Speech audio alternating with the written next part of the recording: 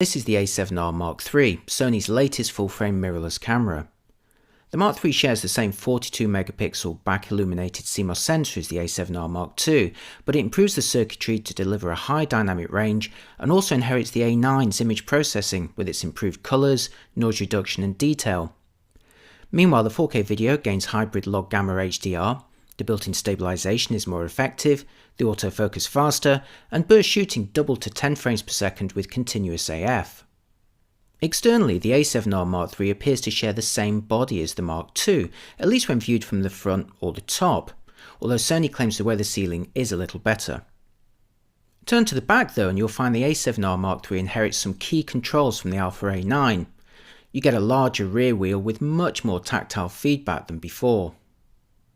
You get a joystick that's a delight for positioning the autofocus area or navigating menus.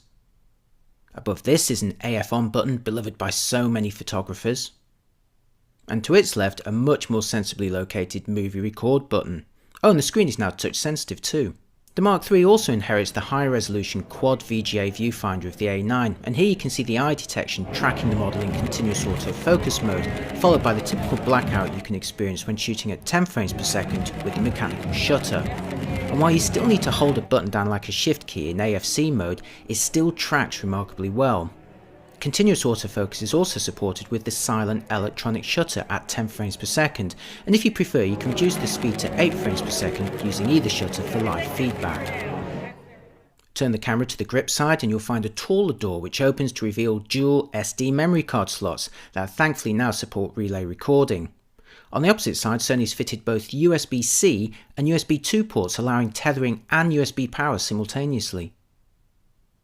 One of the biggest issues with the earlier A7 Mark I and II series was battery life, so you'll be delighted to find Sony's managed to squeeze the latest Z battery from the A9 into the Mark III's smaller body. This more than doubles the battery life, and you can also fit the A9's optional battery grip to accommodate 2 packs to double it again. The A7R Mark III now features a pixel shift multi-shoot mode that captures 4 raw images shifted by 1 pixel in each direction. These can then be combined in software later to eliminate false colour and moire artifacts caused by the Bayer colour filter array.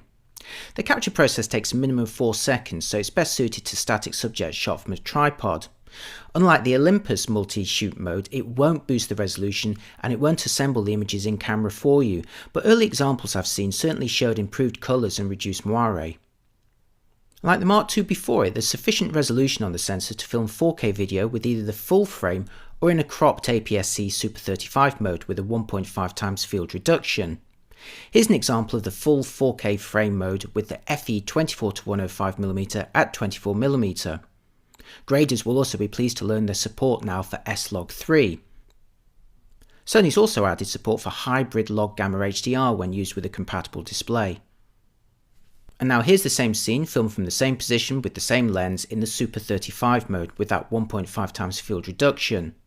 Now Sony claims the quality of the full frame mode has improved over the earlier Mark II, but it says that the Super 35 mode still delivers superior quality with its oversampled data.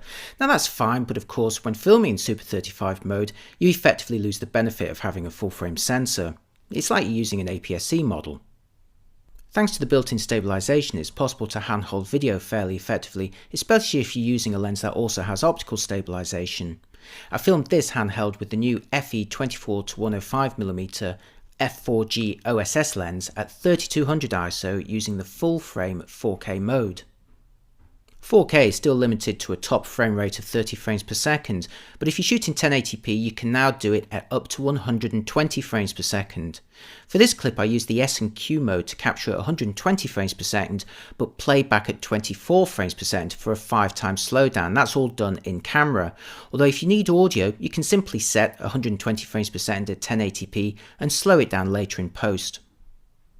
The long overdue addition of a touchscreen means you can now tap to pull focus, as you can see here in this handheld clip. If you stay within the face detect area, the results are pretty confident, although touch functionality overall is still woefully underused. Like other Sony cameras with touchscreens so far, you can't use it to navigate the menus or tap the large friendly icons in the on-screen function menu. And while you can enable a double tap to enlarge in playback and push to scroll around for a closer look, you can't actually swipe through images. I think Sony really needs to expand the functionality of its touch controls. Wrapping up, the A7R Mark III also gets Bluetooth, allowing pain-free Wi-Fi connections and location embedding. Like the A9, there's no apps menu, and I don't miss their convoluted setup, but Sony really needs to integrate the functionality of popular apps like the interval timer and touchless shutter.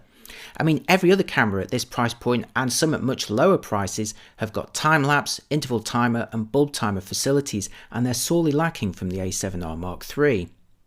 Overall though, the upgrades to the Mark III make for a greatly improved experience over the Mark II, especially the faster shooting and autofocus, coupled with the controls, battery, dual card slots and viewfinder of the A9.